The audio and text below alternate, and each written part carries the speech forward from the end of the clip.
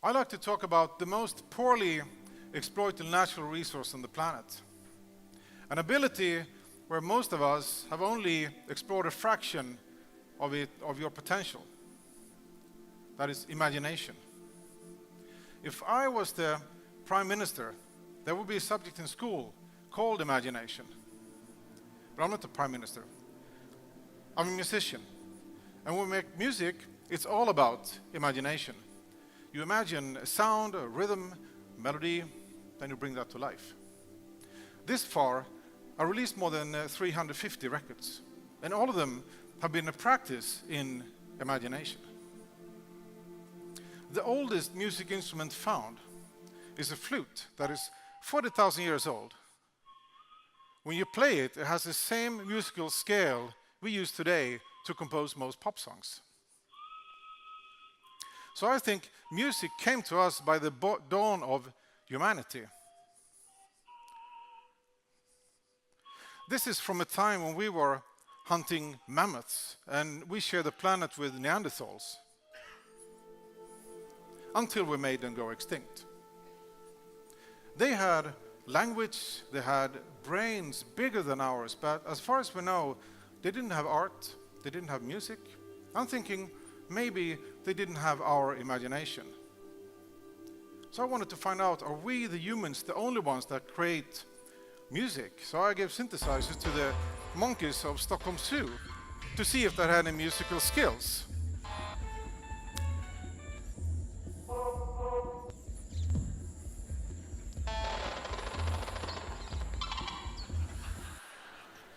They didn't. Maybe music is unique to our civilization on Earth, so I sent specially composed music into space as a business card from humanity. Now it has traveled 9 light years and still no reply. So that was yet another project of mine that failed.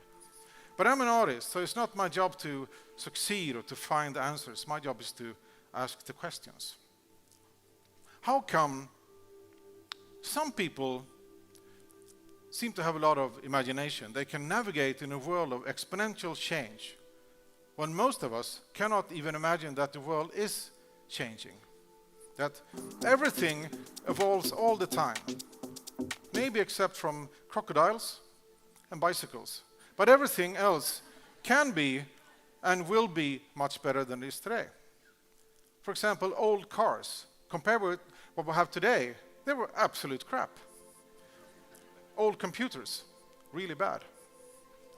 We cannot even imagine what a computer will be or what it can do in 20 years from now. Music.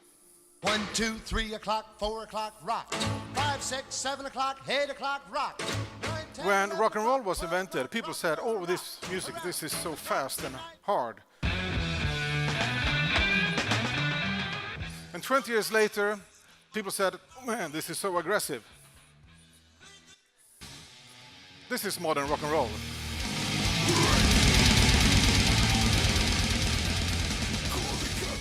And believe me, in a few years, people will say, oh, that music, that was so slow and harmless. Because things change fast. We change the face of the planet, and we change as a species. We merge with technology. We are globally and digitally connected. The future human needs to imagine change, to imagine the future. Remember these guys? No art, no music, maybe not so much imagination, and we know what happened. When the old human looked at the horizon in all directions, and the stars seemed to be attached to a dome in the sky, and then the world must look like something like this, right? But in order to see a problem from the outside, from a place where you're not, or not yet, you need a lot of imagination. I'm sometimes amazed how little imagination we humans seem to have. This is a school a few hundred years ago, and a school of today. Do we have the best schools we can imagine? This is a residential house from ancient Rome, 2,000 years ago, and a recently built house in Stockholm. I'm not an architect, but I'm thinking, is this the best we can do? The cities we have, the ones we're building, are they the best we can imagine? Our justice system, the food that we eat, or modern democracy. We can choose between a few predefined sets of opinions, and then every 3 or 4 years, they ask us to put a piece of paper in a box. That idea is 2,500 years old. This is how our modern economy distributes wealth. If we want a free market where business and people can grow, is this the best we can come up with? This was the structure of power in ancient Egypt 5,000 years ago, and the structure of armies, and the structure of most big corporations. You start at a company full of enthusiasm, how things could change and improve. But everyone says, no, it's not our job to come up with new ideas. New ideas, they come from people above, right? And then you move up in the organization, not because of your imagination, but because you do the job the way you're told. One day, your loyalty has brought you to the very top, and you're the boss.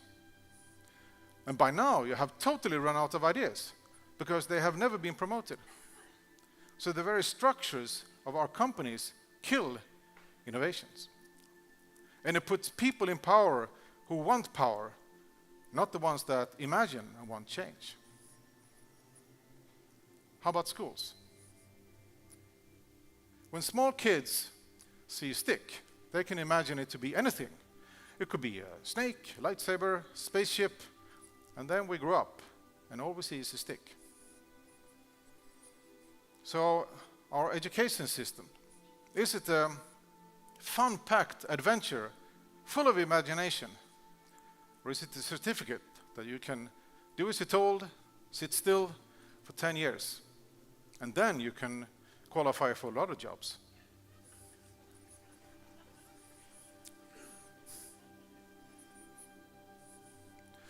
So the structures that were built based on old dictatorships and armies, how do we expect innovation to happen there?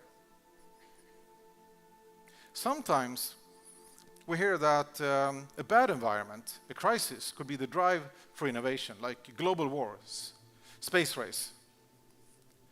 I believe that new ideas happen where people are happy, when they interact, when they have fun. From play, sometimes even from music. The first self-playing music instruments were also the first programmable machines. And that technology made it possible to start the Industrial Revolution. And the mechanics from another music instrument, the harpsichord, became the typewriter. So technology from musical instruments became the computer, and that changed the world. So this is one of the guys that invented this amazing material, graphene. A project they did before graphene was the levitating frog. They proved that if you put a living frog in a strong magnetic field, it becomes magnetic and floats in midair, which is not good for anything, but it's very cool. This is an early game for the Amiga computer. Not so impressive, right? But the guy who built this later come up with better and better ideas like PayPal, Tesla Motors, SpaceX, colonizing Mars. Most of us grow up and stop imagining. But some seem to have an imagination with no limits. So is it just intelligence? I think it's something else. I think it's a matter of training. We go to seminars to hear people talk about creativity and new ideas, like I'm doing right now. But does it make you more creative?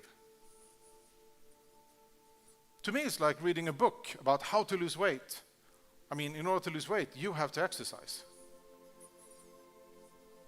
So in order to create To be creative, you have to create. In order to be innovative, you have to make actual innovations. So me and my colleagues make training camps for those who want to improve their idea-making skills. And we also make an innovation game where you have to come up with a completely new idea in 3 minutes and pitch it to the other players in 1 minute. Speed is important because then you don't have the time to think about obstacles. And playing together is important because almost all great innovations have been made by people collaborating. Having fun is equally important. For example, airports. That's a place where people could be nervous, maybe afraid of flying, feeling uncomfortable. We try to solve that with a drum machine. Because if it's so big, you have to make friends to make music. Pedestrian tunnels are the most hated parts of the urban infrastructure. People think they are ugly and scary, but we have to pass them. Building a bridge instead will be very expensive, right? So we made a system. If you sing some notes in a tunnel, the system picks up and sings back the same notes, but with a beautiful choir, like a guardian angel. So the tunnel is no longer scary. The sounds around us makes us stressed, and sometimes even sick. But they're hard to avoid because they come with urban life. Could we transform them into something inspiring instead? So we built an app that transforms any sound into funky music in less than 1 second.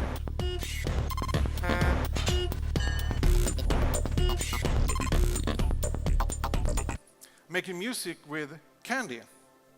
So you compose a song and then you eat it. Music and alcohol has always been a very good combination, right?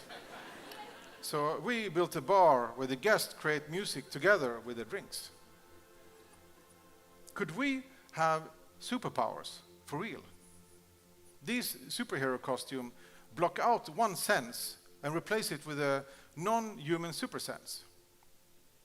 This helmet makes you blind, but there are parking sensors pointing in all directions, connected to vibration motors on the inside of the helmet, so you can see in 360 degrees, but with vibrations.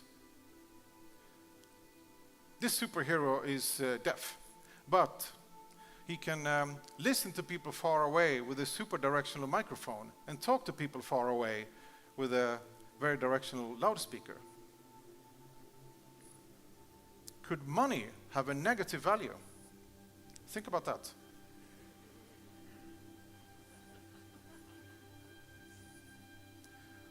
We're building world's by far largest computer game. It's 385,000 kilometers long, the distance to the moon, connecting radio amateurs all over Europe. One sends a ping to the moon, and the first to pick up the bouncing signal wins the ball. So many ideas. Not always very practical or profitable, but always new. Because I believe everything can be reimagined. In 2006, different phone companies all made the best phone they could imagine. But in 2007, one company imagined a different phone, and everyone else followed. Because there was a better way to make a phone. Not so long time ago, women couldn't vote. We used to have slaves. And people thought, well, this is the way it is. We cannot imagine anything better. But there was a better way to live together.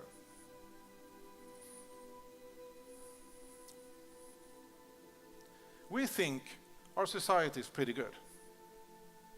Maybe it's not. We think that we're free and smart and innovative. Maybe we're not. Maybe everything we know is just a poor excuse of what it potentially could be. But with our limited imagination, we can't see it.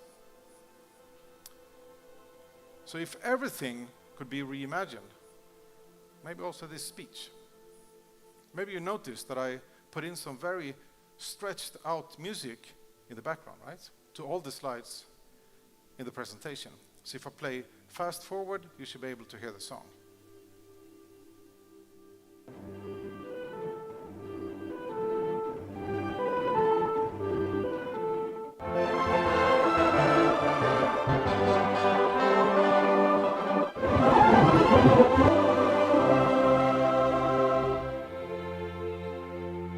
So next time you hear that it's not your job to come up with new ideas, will you be quiet? Will you accept? Or are you willing to reimagine yourself? Because the world needs you. It needs your sleeping superpower, your imagination.